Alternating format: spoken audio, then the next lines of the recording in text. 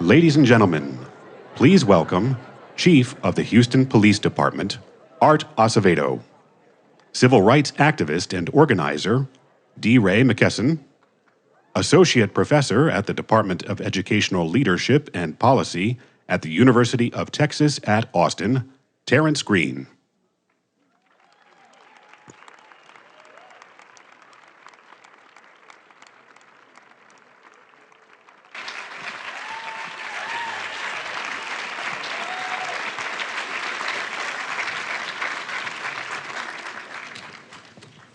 Well, good evening. How's everyone doing today? Well, thank you all so much for joining us for what's expected to be a remarkable and riveting conversation with our panelists. So I'm going to get out of the way and ask some questions, and I want to say up front that we want to center race in our conversation about policing and communities of color up front. So let's jump right in. My first question is this: how does racism and white supremacy shape the relationship between law enforcement and communities of color? All right, good evening, everybody. Thanks for being here. That's a great question. I'm not surprised it's being asked. And I think the history of policing, the history of our country, and the role that police have played in, I think, maintaining the status quo and power is something that we have to deal with. I think it impacts our standing in the eyes of the community. And like I tell my cops, whether they like it or not, people will, to a certain extent, start the conversation, not even playing field, but through the prism of history, and through the prism of not just happening in the distant past, in the near past, but what's happening here today. So I think it really does impact a lot of what we do. Gotcha. Yeah, I think too, I'll ask you all a question first, is what percent of arrests do you think happen in the country for violent crime? Of all the arrests that happen in the country, what percent do you think happen for violent crime? If you think more than 50% happen for violent crime, 50% of the arrests happen for violent crime, raise your hand. In between 40 and 50, you have to vote at some point. In between 40 and 50%, raise your hand. 30 and 40%, raise your hand. 20 and 30%, raise your hand. 10 to 20%, less than 10%. It's 5%. And I say that because one of the things that is a racist belief is this idea that like everything that's happening in the country is like violence. And if you believe that like everything is just violence in communities, you're more likely to believe that the police are the solution and that like incarceration really is the answer. But the reality is that like 5% of the arrests, and that's an FBI number. That's not like I didn't make that up. That's like the FBI said that. And if you think that 5% of arrests that happen in the country for violent crime, less than 5% are actually convictions. So it's like, how do we start to like reorient people from the mythology around what race and racism does to us in terms of incarceration and policing, and sort of orient people to what is actually happening? So when police officers say things like they have a really hard job, we're like, you're right, a lot of people have hard jobs. We also want to say that like most of the 911 calls are not bank robberies, right? Most of the 911 calls are not like people blowing up buildings. Most of them are things for like disorderly conduct, right? When we think about the 5%. And the second thing that I'll say is that you think about firefighters. If communities were experiencing crazy fires, like all over neighborhoods, our response wouldn't be hire more firefighters. We would be like, what is causing the fires? We would like put out the fire. We'd be like smoke detectors, like house checks. But there's something that happens in communities of color that like when crime increases, we are like more police. And you're like, no. The police at best get there after the trauma's already happened. We want to figure out how to make sure the trauma never happens in the first place.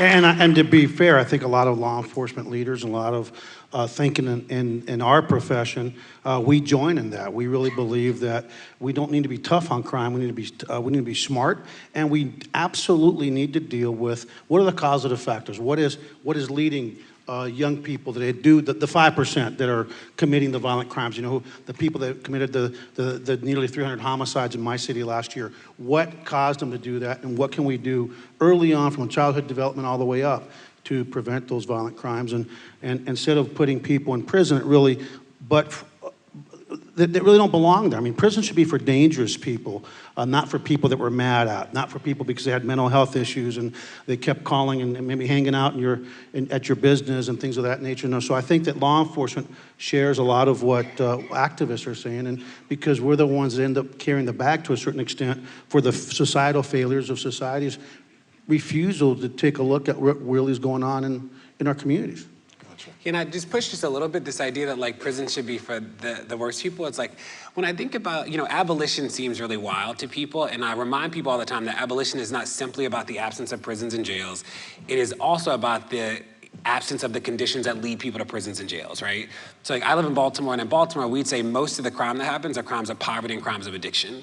So the goal is like to end poverty and end addiction, and then we'll end all the other things. So when we think about abolition, it's like, how do we abolish things like poverty and addiction that will then decrease the need for consequences? But this reminder of like, when you think about the difference between consequence and punishment, that consequence is about change, punishment is about pain, and we have a system that's predicated on punishment. So like I used to teach 6th grade math, and like 6th grade is a hard grade, 11-year-olds are a nightmare sometimes, but 6th grade is the best middle school grade, 7th grade is really bad, but 6th grade is like special. And sometimes my 6th graders just couldn't be in the room. Like you needed a timeout. Like you had to go. And it wasn't that I didn't love you, it wasn't that I didn't care, but you just had to, it just didn't work right now. But the difference between sending you to the office and locking you in a closet is actually a big difference. And like prison is locking you in the closet, right? And like, when a kid has a temper tantrum, me locking you in the closet is not gonna make you like understand how to cope better. It's gonna make you afraid of me, right? Me sending you to the office is about giving you services to help you like actually re-enter society. So we think about this thing that we don't need prison, it is like, that is not me saying that we don't need consequences. I believe in consequences. I also believe that like we can separate people from society in the same way that I needed to send some people to the principal's office. But a separation from society is not the same thing as like locking people in closets, and that is what prison is, Hey, but I have to react to that real quick, Doc, and I'm gonna let you get back to it. But it's funny you say that, because one of my frustrations, especially as a kid that remembers not speaking a word of English, as an immigrant, and too many schools now, they don't get a timeout. I mean, we've been putting more and more police officers in a learning environment, and we have actually criminalized adolescents. The same punch that I would have gotten to get to the counselor's office today, and I was telling Doc about it, is that same punch today in too many inner city schools. It's not the teacher that's dealing with it. There's no counselor to deal with it. We just did an op-ed piece in the Chronicle last week, and I was proud to say we need to invest in pre-K education in our country for these young kids that are starting kindergarten behind and falling behind every year. But we really need to take a look at, why do we have law enforcement in schools taking over the job that when I was a kid was a job of my counselor, my principal, a psychologist, and a parent at home, and not the criminal justice system? We agree about that. We fully agree on this one. Thank you. We'll go to more than one. I found a point of agreement. Awesome. Do you agree about the end of prisons? Huh? Do you agree about the end of prisons? Yes, of course. Oh, really? Yeah, and the end of policing, and but I think that goals need to be achievable, and let's start with kids not treated like criminals because they're acting out. Let's start with not having the police come into a classroom when a young lady is sitting there, obviously in some kind of emotional, psychological emergency, and instead of having teachers deal with it, or the principal deal with it, or a counselor deal with it, they call the cops to deal with it, and that's not what cops are for. And then, by the way, be smart. The kid wants attention. Get the other kids out of the classroom, and then let's deal with them in a quiet environment and have patience. Time is on our side, and the police should not be cutting that time short because people don't want to deal with these kids. The only push that I'd offer is that I'm reminded that the police are making choices in these situations. So it's not like, even when teachers call police in classrooms, the police are choosing to engage in those classrooms in a specific type of way, right? So it is one thing, I worked in a million schools, and like, the guidance counselor could have chosen to yell and curse at the kid, but made a different choice, right? Like the paraprofessional chose to act differently. So when we see these instances of police officers like dragging kids, it is not like, yes, I believe that the police shouldn't be in schools. I also am reminded the police that have chosen to engage in these behaviors, like made an active decision to do that. And like, while they're there, we also need to hold them accountable, that has to be a part of the conversation too. I agree, absolutely. And I believe in abolitionists maybe not having as many cops in the school district environment, in the school environment. Cool, there we go. So I told them in the back to just talk as much as they wanted to because y'all came here to hear them, and they've taken that literally, so thank you, this is good. But you bring up the school to prison pipeline, and I'm an educational researcher, and we can argue that there's no longer a pipeline. Sometimes you walk into school, you've walked into prison, right? Because you've already been criminalized. And so this panel is about building trust between law enforcement and communities of color. What critical steps are there that law enforcement could take to build trust with families of color whose children are in schools? Not only urban schools, but also suburban and rural where this criminalization happens. Well, I mean, I think it starts with in policing. I think the biggest problem is guys like me, police chiefs, that the community knows when they recognize and they see bad policing. They know what bad policing looks like. They know what bad tactics look like, right? And the truth of the matter is there are 18,000 police departments in this country with 18,000 sets of policies. We talk about policy a lot with a lot of bad policing. If just 2% of police officers out of 800,000 are bad, that's a lot of bad policing going around, and then they're all being captured and going on cyberspace. So I think it starts with communities demanding accountability and communities making sure that when officers aren't being held accountable, that the leadership be held accountable, starting with the chief. Gotcha. Thank you. We agree about the chief thing. We certainly agree about that. I think that as context, a third of all the people, so not I think, so I think I want to set the stage as context, is that a third of all the people killed by a stranger in this country is actually killed by a police officer. So like when people say we're being dramatic about the details, we tell them the truth is dramatic, right? Like that is sort of where we are. But I struggle with the premise of the question because in some ways, this idea of like, what do we do to build trust? It's like, we didn't break the trust. I didn't break the trust. So it's like being in an abusive relationship. I'm the abused. It's not my responsibility to go to you and be like, you know what? I hope you treat me better tomorrow. It's like, there needs to be an intervention on you have to change your behavior, you know? So when I see these people being like, these documentaries being like, the police went into neighborhoods and played basketball with the kids, it's like, that's not fair, right? Like you are literally killing people and basketball is supposed to be this like salve. And what we would say, it's like one of the reasons why we sort of struggle with this notion of like community policing, because the reality is on the Upper West Side of New York, the police don't have to play football with those kids to treat them fairly, right? They don't have to know their name. They don't have to like see them and have a police athletic lead. They just like treat them fairly. And you're like, why does that happen? Whereas like in the hood, it's like you need to play with Daquan every single day after school to be nice to him. Do you know what I mean? And like that is race. So when I think about like how to fix it, it is not pandering. People would be nice to you if you weren't harming them. Like that's what I mean to you because it's an abusive relationship. And in the abusive relationship, it's not the abused's responsibility to fix it. Amen. Amen. Amen. Amen. Amen. DeRay, earlier you talked about this reorientation, right? And so often when we talk about communities of color, they're positioned as a monolith, but there's actually a lot of diversity within communities of color and a lot of heterogeneity. On one end, there's some folks, they don't want to see a police officer ever. We don't need police, we don't need prison, understandably, rightfully so. Then there's another part of this binary where we need more police officers. We can't get enough. How do you create this third space in terms of not living in that binary, but engaging, law enforcement in communities of color?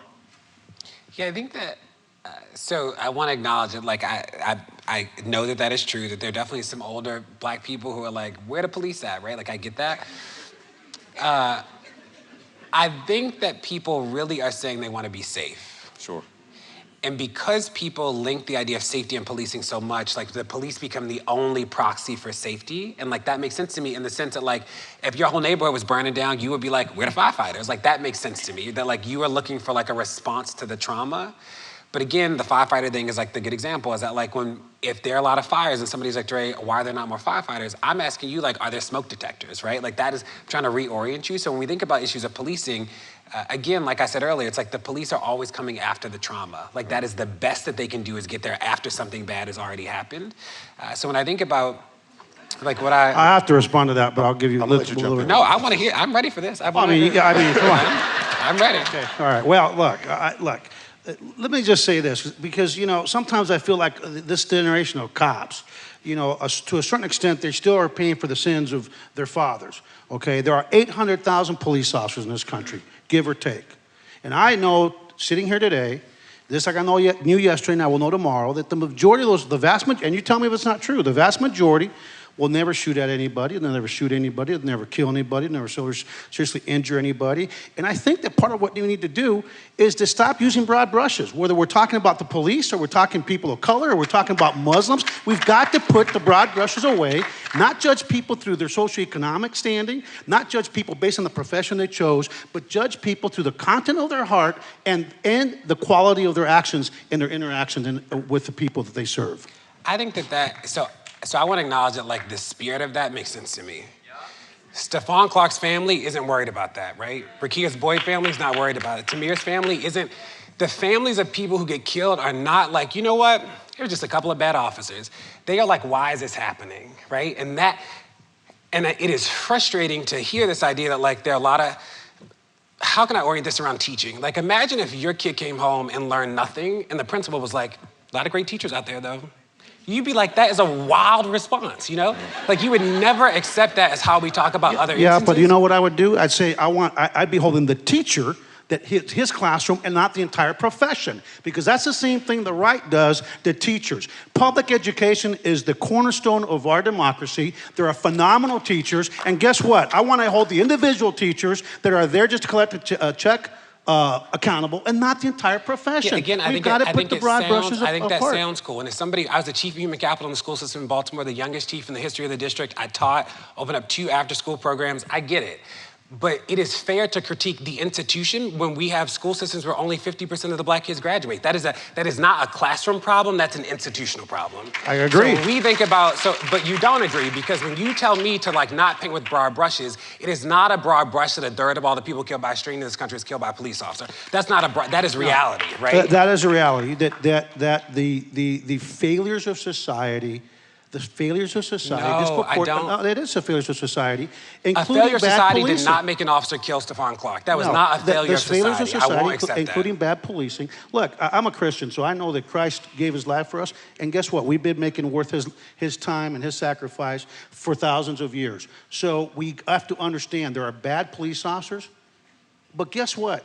Just like we want to hold bad people accountable, we need to lift up the good ones. And I think that it's not a zero-sum proposition. Police officers need to know when they're doing the right thing that they're valued, and they also need to know the good ones, that we're going to hold the bad ones accountable. And when we're going around just completely telling we're not doing that. We're not holding the bad ones accountable. I think that people would actually be more sympathetic if that was true. We do hold bad teachers accountable more than we actually talk about publicly. Well, I ran out of 100 cops in the last 2 years in Houston, so I can't speak for, again. But your department still kills people, and I say that as, like, just a matter of fact, right? That, like, I'm actually not here to battle, but like, we do have to talk from, like, the same fact pattern. So it is fine to take people out of the position. You still kill people, and, like, that will never be okay. I want to believe that we can live in a world where when people make mistakes, the response isn't death, and, like, I believe that. So, like, when I think about, like, how to respond to conflict in communities, I get the front end stuff. We got to do better to make sure people, like, the conditions aren't bad, but, like, explain to me why your police department still kills people. Like, that is, like, a fair question. Well, because when police public. officers are getting shot at, they have a right to defend themselves. You're saying every person killed by the Houston Police Department while you were the chief, they were shot at? No, and that's why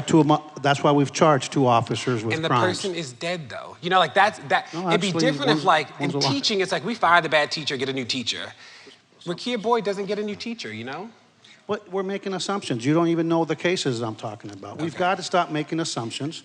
And I think that it is, and I also got to say this about my beliefs, and I believe it to every cell, with every cell in my body.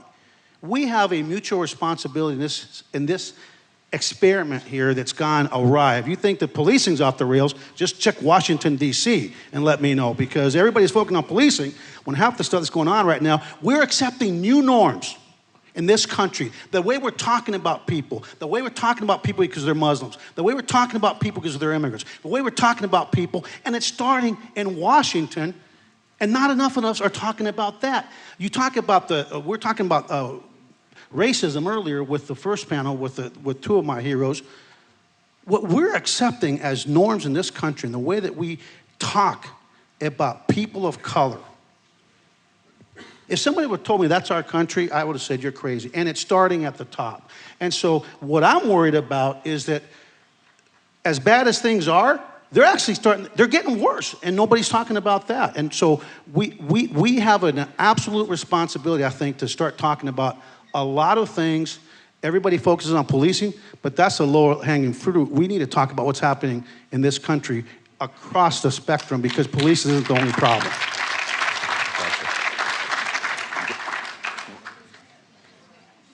And I'm not disagreeing that police has got some problems. Just from a numbers perspective, the police are killing more people, not less people, since 2014. The police killed more people in 2018 than 2017. And again, I think about the people who are being killed, they don't think about this as a small, their families aren't like, you know what, it's a small problem. It seems pretty big in a lot of communities. One is one too many, absolutely, and I agree with you. But you mentioned the Houston Police Department. We used to average about 45 to 50 officer-involved shootings a year. Last year, we're down to 15. We have got to hold us accountable, but also let's celebrate some wins every once in a while. Let's celebrate some good trends every once in a while. Let's talk about the fact that you've got police chiefs that are fighting. I fought with my own city manager here who wanted to know, my black city manager wanted to know, why am I writing an op-ed piece about pre-K education? And let me tell you why. Because kids of color that come from the have-nots, to no fault of their own, are starting kindergarten way behind. They're behind with their vocabulary, they're behind with their reading comprehension. And you know what? In 1969, when I started kindergarten, it was a 4-hour day. I didn't speak a word of English. Now you're probably thinking, I wish they would have never touched the language. I mean, it was milk and cookie time. It was playground time. It was nap time. It was a 4-hour day. My son, Jake, who, God bless him, turns 11 tomorrow, his kindergarten started at 7:35 a.m. and went to 2:35 p.m. They were reading, they were writing, they were doing math, they were doing science. And had that kid not had parents that were able to afford a quality pre-K education, he would have gone there behind, further behind, and probably would end up out of school, in prison. And you know what? These kids matter to us. And when my city manager beat me up for that, guess what? He might not care about kids, but I do. And I want to make sure that we don't just focus on one area, but focus on everything that's leading to these issues in our society. Gotcha. About education. No, I like it, and this is not I really am not Debbie Downer about the police. And I really, sign me up for public education as somebody who used to teach. Is that when we look at the publicly available data for the Houston Police Department, and you just got there, so since you've been there, it's been better than it was before. It's like the numbers are good from the numbers are good from the moment people took to the street and were like, enough. The numbers dropped. Like the 7 years preceding that, the Houston PD killed like 50 people a year. That is wild, right? So it's not actually enough data for me to be convinced that there's like this crazy trend that is like actually dropping. I'm interested in, we've had a back and forth before about the policy. We do have a good time. That in Houston, the Houston PD doesn't require de-escalation. Chokeholds aren't banned. See, but that's not true. We do require de-escalation. And see, we literally did a study of the police use of force policies. I would ask you to go to YouTube and find about and by the way, I told you I want to get all those. I want all 5. So you were saying publicly that the Houston PD policy right now requires de-escalation. We require them to de-escalate when possible, yes. And we train that way. Okay. And by the way, when my cadets come in on day 1, I invite you to go look at the video of it's online. You can see on YouTube, Houston PD cadets. From day 1, we talk about the sanctity of life. We talk about that we shouldn't ever shoot at someone just because we can, just because the law says. I get the talking about it is different than the policy, right? So my understanding is the Houston PD doesn't ban chokeholds, doesn't ban shooting in cars. Those sort of things are, it's one thing to train people something, but if the policy isn't that, then I'm not convinced that that's a priority. No, we don't shoot at cars unless I'm up against the wall and that car's coming right at me and I can't get out of the way and that's the last thing I can do. It's a last resort. So no, we don't go shoot at cars. We're not other agencies that shoot at cars and shoot from helicopters like it's a movie. I'm talking about the policy. Okay, well, that's a policy. That's a policy. I truly embrace this. And I'm going to get 8. I want to get 8 from this guy before it's over. I embrace this dialogue, and these are the conversations that we need to have. And so, thank you all. This is super important. Thank you. This is a point I want to put in there. We want to make sure we get to this. I think it connects here. You mentioned de-escalation, and with de-escalation, there are more and more police departments now investing heavily in technology, right? So there becomes this nexus of policing and technology, right? And with more surveillance, with artificial intelligence, things that are written algorithmically, but they're still written algorithmically with a racial bias, right? So how do we ensure that the increase of technology with policing doesn't become a new mechanism for racially biased and racist policing? Well, first of all, when I think about that predictive policing, I think of Minority Report. Remember that movie with Tom Cruise back in the day? So I'm not into that. I don't want to bring it because I think perception's reality, and the reality can be not good for our community. So we're not into that. It's really important, I think, to have the policies like Doray's talking about. But it's not just about policies. Are you holding people accountable for policy? I mean, what's the purpose of de-escalation techniques or the purpose of having felony stop techniques if people are just bum rushing cars and then they want it, or the guys in the stolen car and that's not the way we're not supposed to just walk up, right? It's a felony stop. Then they reach in and put it in park. Now the person panics. Now the officer shoots them.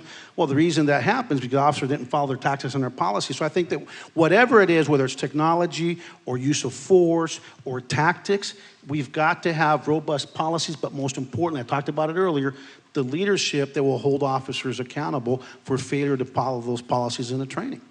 Gotcha. Correct. Yeah, I think when I think about the technology piece, it is interesting. You think about if you've ever seen a boot on somebody's car, it's not like the police are just like walking around with flashlights and like Googling license plate numbers. There are readers in most cities where there's like the police cars drive, like vans drive, and they scan license plates, and that's how they know to put a boot in your car. We've known that that's been around for a long time, not necessarily worried about that in and of itself. But what is now happening is that those databases are becoming nationalized, which is sort of wild. So for the first time, like a police department in Austin might actually know that like you were in Austin on Monday and Dallas on Tuesday or New York on Friday, that like the license plate data is actually nationalized to show a pattern of somebody's travel, which is frightening. Other things about sort of technology and policing that are interesting. So there's some new research out around, you've obviously heard about body cameras, but using the audio from body cameras to detect aggression, which is interesting. So like data shows now that officers like use more aggressive tones around people of color because we have the audio from the body cameras. And the third is, Taser, like you've heard the word Taser before. The company rebranded, they have a new name, Axon, but they own a site called evidence.com, which is a private site, and it's so the biggest cost of body cameras is not the devices, it's the storage. So Axon has a site where police officers can actually upload their body camera footage. And the problem with that is that it is the biggest database of body camera footage, but it's a private company. So like we can't FOIA it, we don't know anything about it. Like we know it exists, but we actually don't know the inputs of it. And we never thought that there'd be like a national database. And even the good police chiefs and the good DAs, like they use it because the database is like more efficient than anything the government has created at this point. But it's those sort of things that we worry about. It's like you look back and all of a sudden, Axon will have the single biggest database of people who they deem to be criminals. And they publicly already said that they're trying to use predictive policing to see who's like gonna be a criminal. You're like, I don't even know what that means. You know what I mean? Like the people that are criminals are like the people on Wall Street. It's like, show me the predictive policing for those. You know what I mean? Like, what is, all right, that's another point I completely agree with. Show me that, Yeah, and they're on their way to making all those bad loans again. So right, get ready for the next crash. So part of this session was about the notion of trust between law enforcement and communities of color. And to say rebuild trust presupposes that there already was trust there. And like you said earlier, DeRay, where the onus is placed is super important. But often the idea of community and trust, they just become like empty signifiers. They mean everything and nothing all at once. My question to you is, what is trust between law enforcement and communities of color? And then what does that look, feel, and sound like in actual practice? Well, I'll start. Yeah, I think that, and I'm pretty chill about these conversations because being in the street was so wild that nothing will be as wild as that to me. If you think about, we were in the street in St. Louis 5 years ago, and if you ever saw us marching, it wasn't that we thought marching was cool, it was illegal to stand still. In August, September, and October 2014, if we stood still for more than 5 seconds, we were arrested.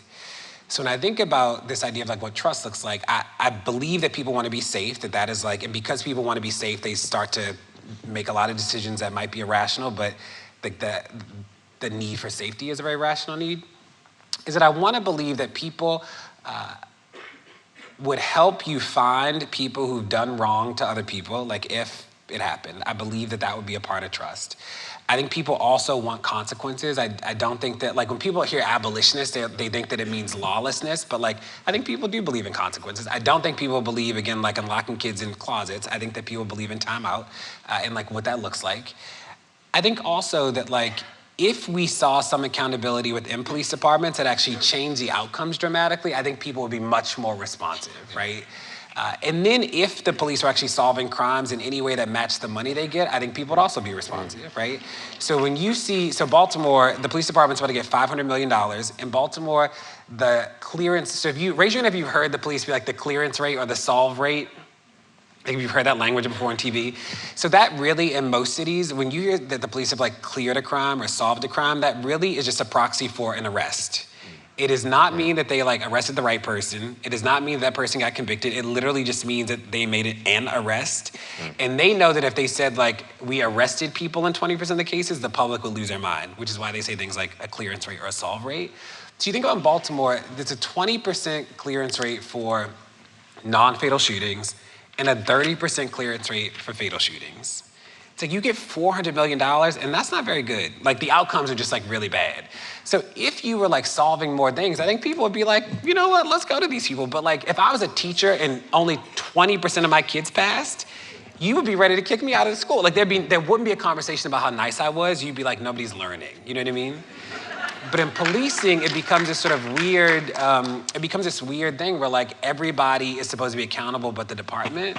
And like we have to start to be honest about those things. So I agree with you that like, I do think the way the police talk about their role and the way that the public even expects the police to act in community, just it will never work because the police at best get there afterwards. And like, that's not their fault. That is like what they do. Do you know, like that is their role.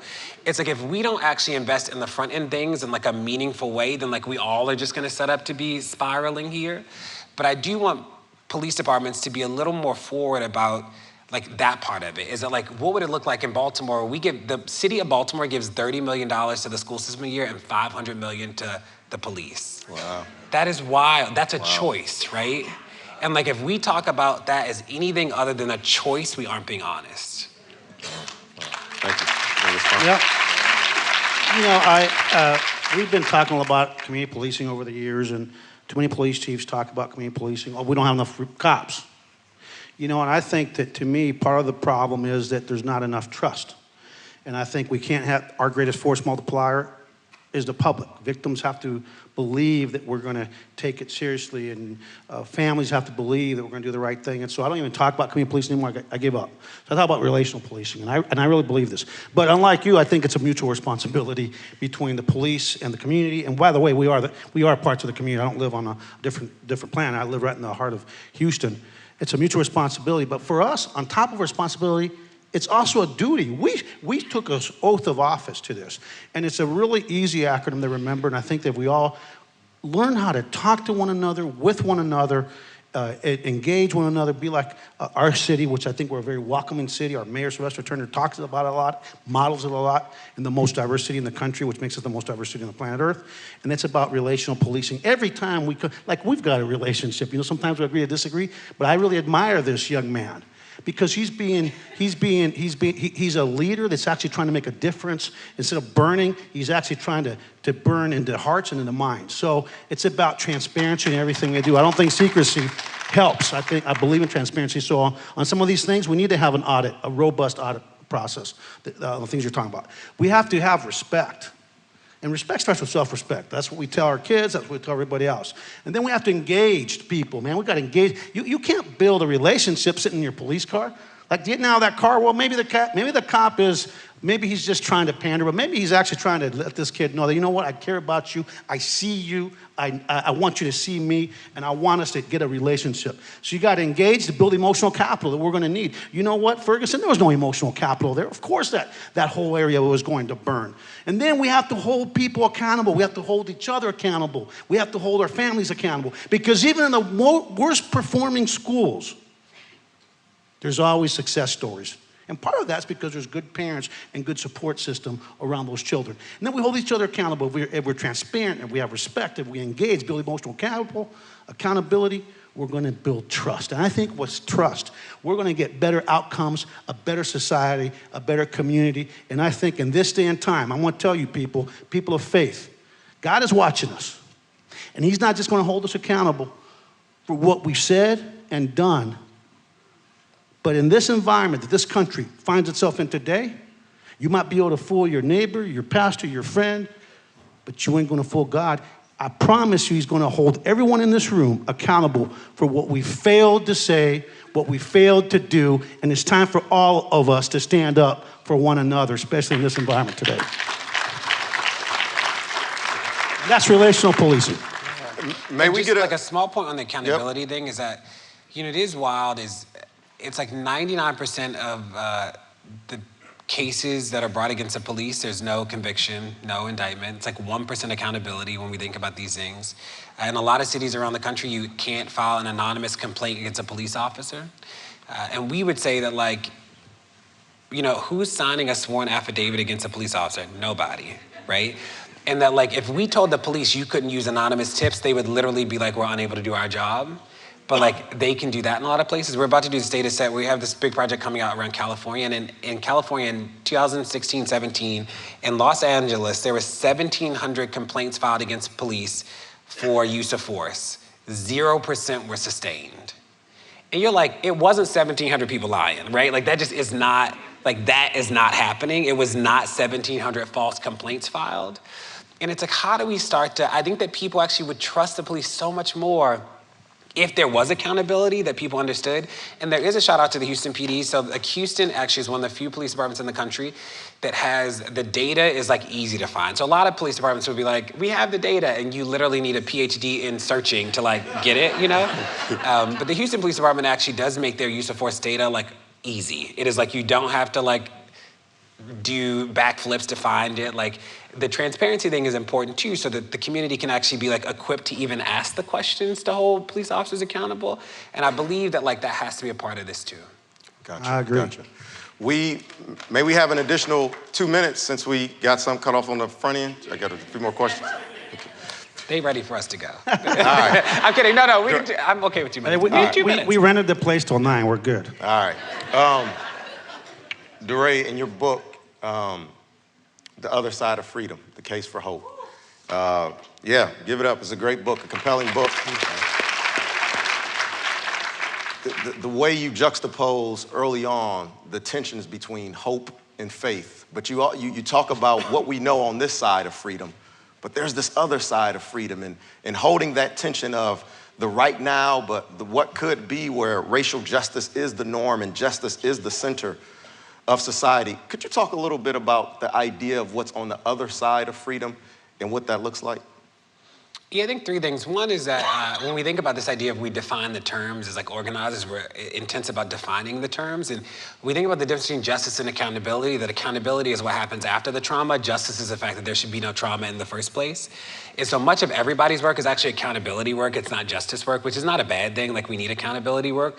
But the goal is like, we shouldn't have to feed homeless people under the bridge because they shouldn't be homeless, right? Like, we shouldn't have to have a million after-school programs teaching kids how to read because like they should learn how to read during the school day. That like, we actually should figure out the front end. So when I think about the other side of freedom, I think that on the other side, we actually do justice work and not just accountability work.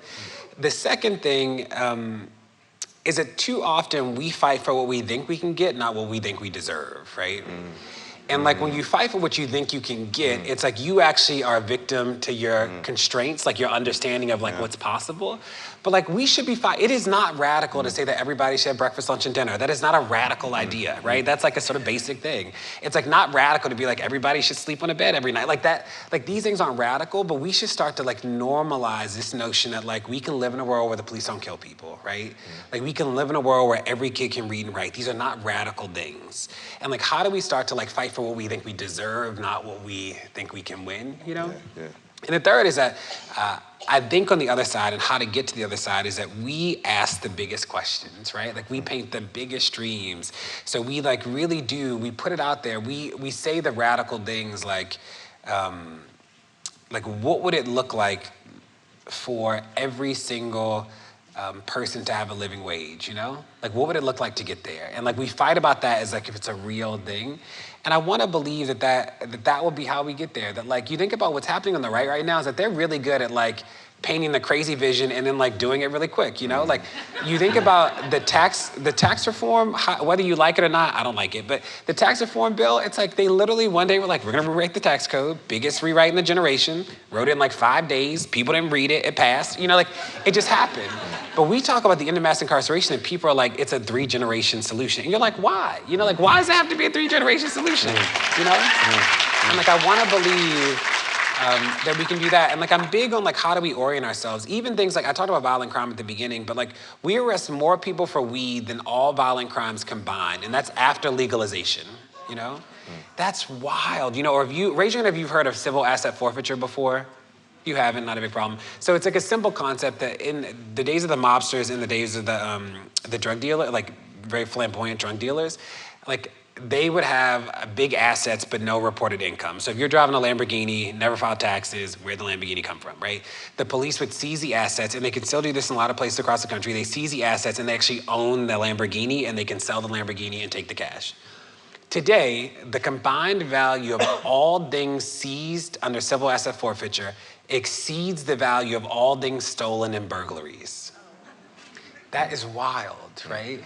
So how do we like start to name these things so people see like that is crazy? And like, we need to do something about that. Like, I believe that we will fix those things on the other side of freedom. Gotcha. Hey.